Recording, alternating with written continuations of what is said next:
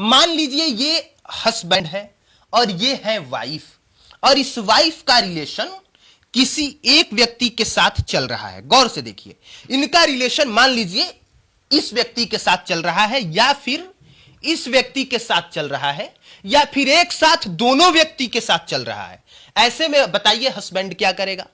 Husband या तो इस वाइफ को छोड़ देगा, या फिर जाके केस करेगा और चाहेगा कि इसको सजा मिले इस बात की। पर आपको यह जान के ताज्जुब होगा कि इस मामले में अगर आप थाने में जाते हैं, यानी हस्बैंड थाना में जाता है यह मामला लेके कि हमारी वाइफ हमें धोखा दे रही है या वो बेवफाई कर रही है, तो उस वाइफ का कुछ बिगड़ेगा ही नहीं। यहां तक से पुलिस शायद कंप्लेन तक नहीं लेगी। जानते हैं क्यों? क्योंकि यहां पे देखिए, क्योंकि 2018 में सुप्रीम कोर्ट ने एडल्ट्री लॉ को खत्म कर दिया था। एडल्ट्री लॉ को खत्म करने का मतलब यह हुआ कि वाइफ शादी के बाद भी अगर चाहे तो इस व्यक्ति के साथ आराम से रिलेशन बना सकती है, इस व्यक्ति के साथ भी बना सकती है, वो चाहे तो इसके साथ भी बना सकती है, चौथे व्यक्ति के साथ भी, पांचवें व्यक्ति के साथ भी, छठे व्यक्ति के साथ भी बना सकती है, या अगर ये चाहे तो एक साथ 6 व्यक्ति के साथ बना सकती है, प्लस जितना चाहे उतना। और आप कुछ भी नहीं कर सकते हैं क्योंकि सुप्रीम कोर्ट ने इस महिला को इतना अधिकार दिया हुआ है। पर इसी मामले में एक बहुत बड़ा ग्लिच है।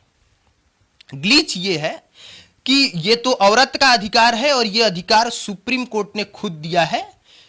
सुप्रीम कोर्ट ने कहा है कि औरत का मालिक आदमी नहीं है, तो जब आदमी मालिक नहीं है तो वो जो चाहे वो जैसे चाहे वैसे कर सकती है, आपका उस पर कुछ वश नहीं है। लेकिन इसके साथ जो सबसे बड़ी जानकारी की बात है, हां पर इतना जरूर है कि अगर आपको पता चल जाता है कि हमारी वाइफ किसी के साथ रिलेशन में है, तो इस बेस पे आप इससे तलाक जरूर ले सकते हैं, पर कुछ बिगाड़ नहीं सकते।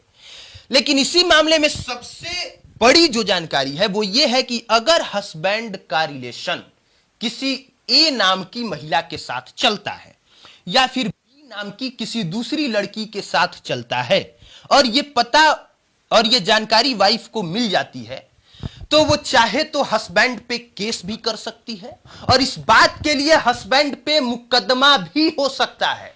अब सोच लीजिए एक औरत को इस कानून ने कितना अधिकार दिया हुआ है। मतलब शादी के बाद वाइफ 6 लोगों के साथ रिलेशन बनाए, कोई दिक्कत नहीं है, यह महिला का अधिकार है। लेकिन हस्बैंड सिर्फ एक के साथ रिलेशन बनाए तो केस हो सकता है, मुकदमा हो सकता है, जिंदगी बर्बाद हो सकती है। और यह सब कुछ हुआ 2018 में एडल्ट्री लॉ को खत्म करने की वजह से यह नियम बना।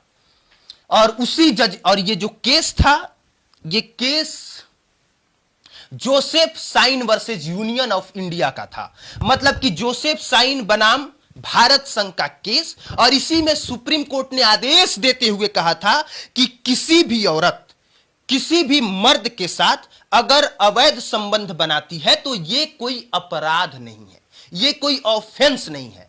अब आप खुद बताइए कि एसडीएम ज्योति मौर्य अगर किसी के साथ रिलेशन में है, जैसा कि उनके पति का आरोप है और वो खुद स्वीकार भी करती हैं कि ये मेरा निजीगत मामला है, तो उनके हस्बैंड चाह के भी अपनी वाइफ का क्या बिगाड़ सकते हैं?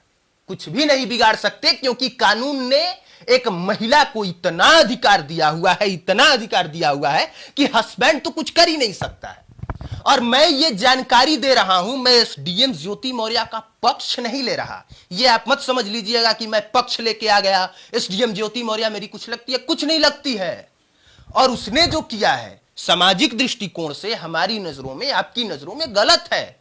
लेकिन कानून, ये देश इमोशन से नहीं चलता है, ये देश कानून से चलता है। और अगर ये देश इमोशन से चलता तो इस कुर्सी पर बैठी हुई ये वाइफ अब तक से या तो इसे सस्पेंड कर दिया गया होता या फिर इसकी नौकरी चली गई होती। लेकिन अभी तक नौकरी नहीं गई, सिर्फ चर्चा ही हो रही है। क्यों? क्योंकि कानून ये अधिकार देता है कि शादी हो जाने के बाद भी औरत चाहे तो किसी और के साथ रिलेशन बना सकती है, क्योंकि औरत का मालिक आदमी नहीं है। और ये Joseph Shine versus Union of India 2018 में दिए गए सुप्रीम कोर्ट का आदेश है। अब हम आप लोगों से पूछना चाहते हैं कि ये मामला जान के, ये बात जान के आपको कैसा लगा? मतलब अच्छा तो नहीं ही लगा होगा।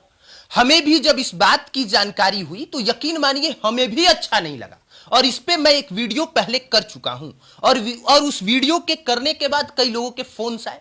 सबने कहा कि इस तरह की जानकारी आपको नहीं देनी चाहिए, क्योंकि समाज में औरतें इसका गलत फायदा उठाएंगी। तो हम इसमें यही कहना चाहेंगे कि वो एक गाना जो खूब ट्रेंड कर रहा है ना, कि बबुनी के लागल बा शहर के हवा औरी पढ़ावा, अगर इस वाइफ को आप नहीं भी पढ़ाते हैं, मान लीजिए कि हवा लग जा रहा है और आप वाइफ को नहीं पढ़ाते हैं, तो क्या गारंटी है कि इसका रिलेशन एक के साथ नहीं चलेगा? अरे वो एसडीएम है तो उसका रिलेशन डीएम के साथ हो सकता है, होमगार्ड के साथ हो सकता है। आप नहीं पढ़ाएंगे और उसका अगर ऐसा कैरेक्टर है तो उसका रिलेशन तो दो के साथ हो सकता है, अपने पड़ोसी के साथ हो सकता है। इसकी क्या गारंटी है भाई कि पढ़ाएंगे तभी उसका किसी और के साथ रिलेशन बनेगा? इसमें पढ़ाने, शिक्षित करने और शिक्षित ना करने की कोई बात ही नहीं है। यह बात है आपसी म्यूचुअल अंडरस्टैंडिंग की, आपसी संबंध की। यह बात है एक दूसरे पर भरोसे की। यह बात है अपने अपने कैरेक्टर की। और जिसका कैरेक्टर लेस होता है ना, वो पढ़ जाने के बाद भी वैसा ही होता है, और अनपढ़ होता है तब भी वैसा होता है। तो यह गाना ही बहियात है कि बबुनी के लागल बा शहर के हवा उरी पढ़ावा। यह गाना कहीं भी इस मामले में मेरी जानकारी के अनुसार फिट नहीं बैठता।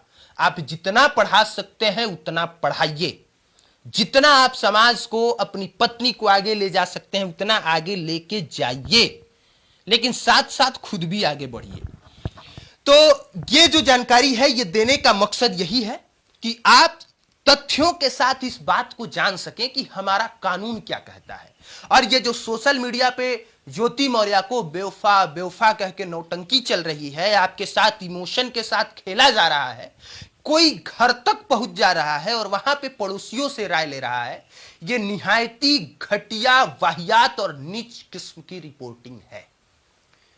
क्योंकि कानून, संविधान आपको अधिकार नहीं देता है कि किसी की निजीगत जिंदगी में इतना ज्यादा झांके और उस पे इतना ज्यादा पब्लिसिटी स्टंट करें, उस पे इतनी टीआरपी बटोरें।